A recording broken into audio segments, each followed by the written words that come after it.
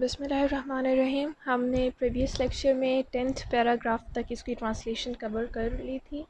तो today we are gonna start from 11th paragraph, that is Mirchu's brothers, however, doubted what he said. At this he repeated what their father had said the night before and told them how he had filled his pockets with stones and dropped them one by one on the way. ताहम मिर्चू के भाइयों को इस पर शक गुज़रा या इस पर शक हुआ,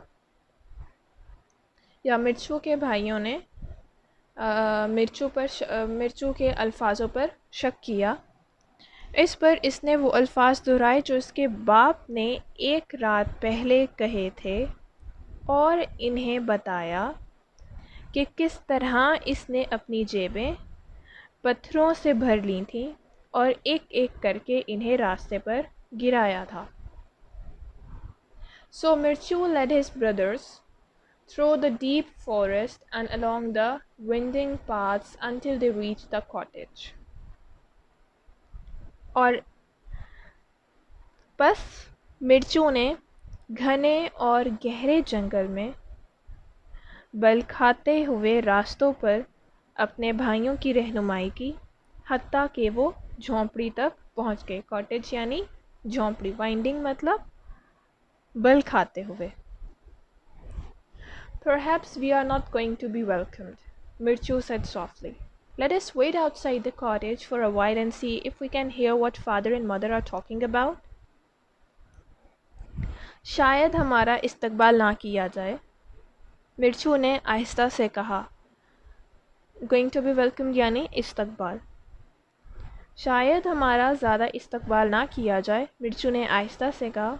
आओ हम कुछ देर झोंपड़ी के बाहर इंतज़ार करें और देखें कि अब्बू और अम्मी जो बातें कर रहे हैं क्या हम वो सुन सकते हैं। या आप इसको ये कर लें, लेट अस वेट आउटसाइड, चलो हम झोंपड़ी के बाहर इंतज़ार करते हैं और देखते हैं कि क्या हम वो बातें सुन सकते हैं जो अब्बू और अम्मी कर रहे हैं। मतलब आप इसको अपनी ईजी वर्डिंग में भी लेके जा सकते हैं। The 12th paragraph is When the woodcutter and his wife arrived home early that day, they had found 10 silver coins waiting for them. जब लकड़हारा और इसकी बीवी उस दिन साह पैर जल्दी घर पहुँचे तो चांदी के 10 सिक्के उनका इंतज़ार कर रहे थे।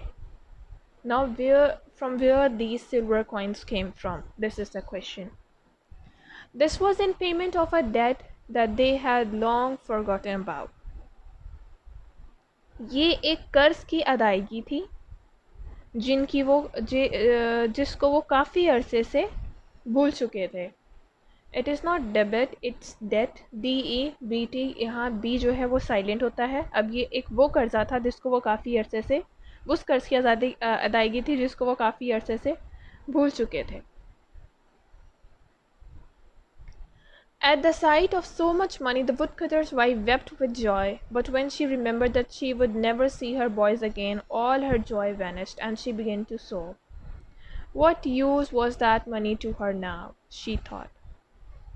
इतनी बड़ी रकम देखते ही लकड़हारे की बीवी खुशी से रोने लगी, लेकिन जब इसे याद आया कि वो अपने बेटों को दोबारा कभी नहीं देख सकेगी तो इसकी तमाम खुशियाँ गायब हो गईं और वो सिसकियाँ भरने लगी। इसने सोचा अब ये रकम मेरे किस काम की।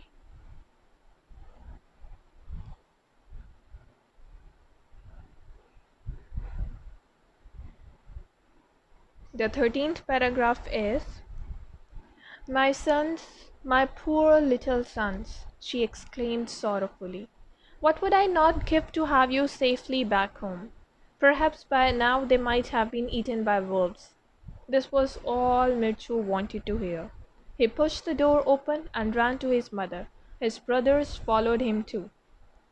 मेरे बेटे, मेरे बेचारे नन्हे बेटे, इसने दुख भरी आवाज़ में कहा। वो कौन सी चीज़ है जो मैं तुम्हें बखैर आफियत घर वापस आने पर ना दूंगी। What would I not give to have you safely back home? इसका एक ये मतलब भी निकल सकता है कि तुम लोगों को खैर आफियत से घर लाने पर इसकी जो भी कीमत बनती हो मैं वो अदा कर दूँगी, या मैं इसके तुम लोगों को बखैर आफियत घर आने पर कुछ भी देने को तैयार हूँ, बस तुम लोग खैर आफियत से घर आ जाओ। यहाँ इसका ये कॉन्टेक्स्ट बन रहा है।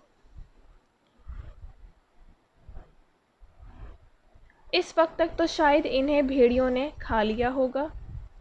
यही सब कुछ मिर्चू सुनना चाहता था। इसने दरवाज़े को धक्का देकर खोला और अपनी माँ की तरफ दौड़ा। इसके भाइयों ने इसकी तकलीद की, या इसके भाई भी इसके पीछे पीछे आए। The 14th paragraph is, "Don't cry, mother. We are all here, all safe and sound." What joy and happiness there was in the woodcutter's cottage that night, and what a feast they all had as they sat around the table. The woodcutter, his wife, and all their 7 sons lived happily ever after. Well done, little Mirchu. माँ मत रो, हम सब यहाँ हैं, सब बखैर आफियत हैं। इस रात लकड़हारे की झोंपड़ी में कितनी खुशी और मुसर्रत थी, और कितनी शानदार दावत थी जो उन्होंने उड़ाई जब वो मेज़ के गिर्द बैठे थे। इसके बाद लकड़हारा, उसकी बीवी और उनके सातों बेटे खुशी खुशी रहने लगे। वेल डन लिटिल मिर्चू, शाबाश नन्हे मिर्चू। So this was the chapter. Here basically I am giving you the overview of the story. This chapter, Clever Mirchu, it's basically a story of a little child जो एक रात को अपने parents की बातें सुन लेता है, and their parents are planning कि वो बच्चों को जंगल में छोड़ें because they are not having enough money so that वो अपने बच्चों को खिला पिला सकें। तो दैट बॉय लिसन देम, और उसके बाद वो काफ़ी देर सोचता है, and after thinking about that वो क्या करता है, he just went to the dark forest. वहाँ से he went to the forest, वहाँ से वो जो सफ़ेद पत्थर हैं, वाइट स्टोन्स, उनसे अपनी जेबें भर लेता है और वापस आ जाता है। whereas he didn't speak a word to a single person. तो उसके बाद जब वो उनको जंगल में लेके जाते हैं, so there when he notice कि उसके फादर और मदर वहाँ से छुपकर निकल जाते हैं, तो और उसके भाई अब उनके पेरेंट्स का इंतज़ार करें that where they are now. तो तब जो मिर्चू है वो इस बात बताता है अपने भाइयों के कि वो अब नहीं आएंगे, मैंने रात को उनकी बातें सुन ली थी। तो there he have thrown on the path the white stones, हम उनको फॉलो करके वापस कॉटेज जा सकते हैं।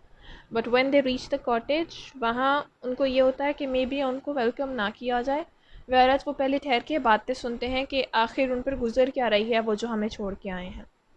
तो उस टाइम बात हो रही होती है, उनको कुछ कॉइन्स मिल जाते हैं, जिसकी वजह से उनकी माँ जो है खुश भी होती है, फिर रोने भी लग जाती है कि अब इन मतलब पैसों का क्या, जब उसके बच्चे ही उसके पास नहीं हैं। और उसी मोमेंट उसके बच्चे घर में दाखिल हो जाते हैं और वो सब खुशी खुशी रहने लग जाते हैं। This was the story.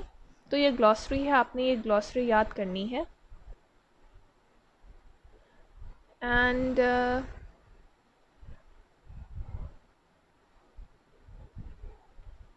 these are the exercises.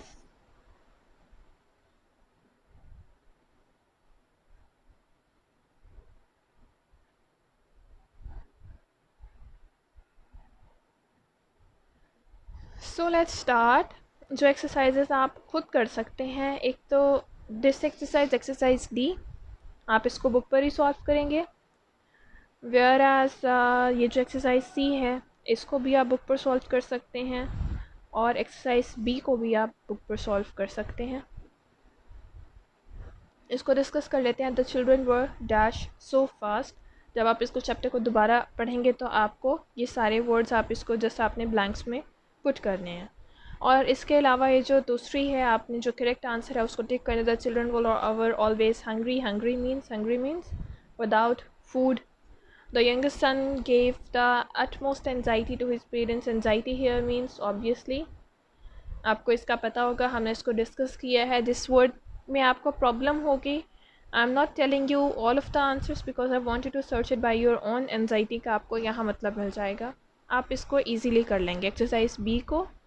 And exercise C को एंड एक्सरसाइज डी को। एक्सरसाइज डी जो है ये बेसिकली ऑपोजिट्स हैं, वाइफ, हस्बैंड, पुअर, पुअर का ये rich, sad, where it is happy, parents, children.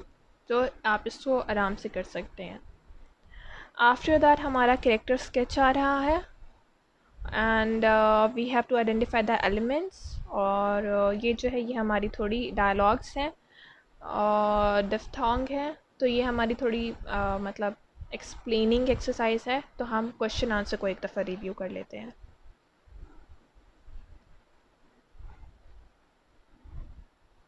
Okay, the very first question is why were the woodcutter's children always hungry. आप सबको पता है that we always put heading before attempting the answer.